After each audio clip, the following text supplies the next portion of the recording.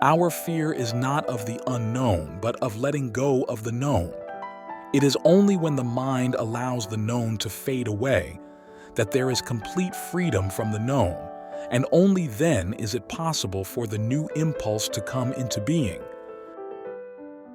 To live in the eternal present, there must be death to the past, to memory. Letting go doesn't mean giving up. It doesn't mean you stop caring. It means you stop clinging. It means you stop living in fear of losing something you were never meant to control. Krishnamurti once said, "Freedom is not the opposite of attachment. Freedom is the absence of it." Letting go is the first step toward freedom. If you have a motive for letting go, there is an emptiness, a vacuity. But if you let go because you understand, see the thing very clearly, then out of that clarity is a totally different kind of action. It is not a vacuum. Being nothing, being a desert in oneself, one hopes through another to find water. Being empty, poor, wretched, insufficient, devoid of interest or importance, one hopes through another to be enriched. So one puts hooks into all these things.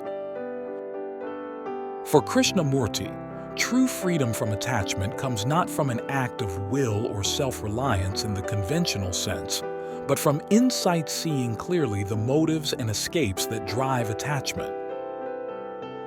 We try to control our relationships, our careers, our image, because we're afraid of failing, afraid of not being enough, afraid of being forgotten.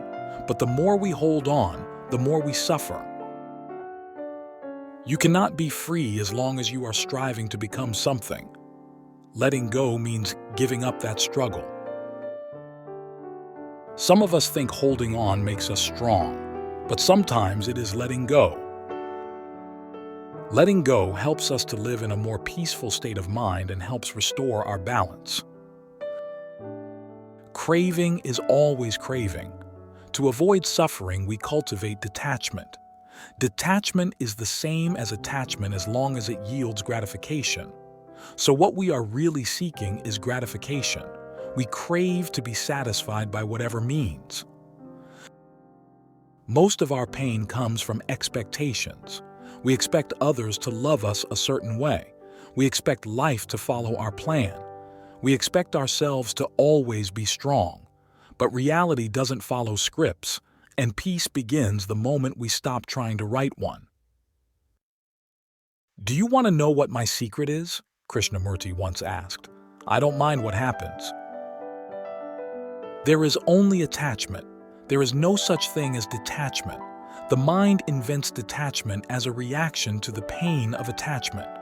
When you react to attachment by becoming detached, you are attached to something else. So that whole process is one of attachment. To die every day to every problem, every pleasure, and not carry over any problem at all, so the mind remains tremendously attentive, active, clear. The letting go of the self is not the calculated action of desire will. Will is directive and so resistant, divisive, and so breeds conflict. You're not your achievements. You're not your mistakes. You're not the version of yourself you perform for the world. The moment you stop holding on to who you think you should be, you begin to discover who you really are. The ability to observe without evaluating is the highest form of intelligence. Freedom comes with self-knowledge when the mind goes above and beyond the hindrances it has created for itself. I have only one purpose: to make people free, to urge them towards freedom, to help them to break away from all limitations, for that alone will give them eternal happiness, will give them the unconditional realization of self. Letting go is not the end. It's the beginning of a different kind of strength, the kind that comes from not needing to control, to prove, or to hold on. You don't have to fight to be free. You just have to let go. Thanks for watching.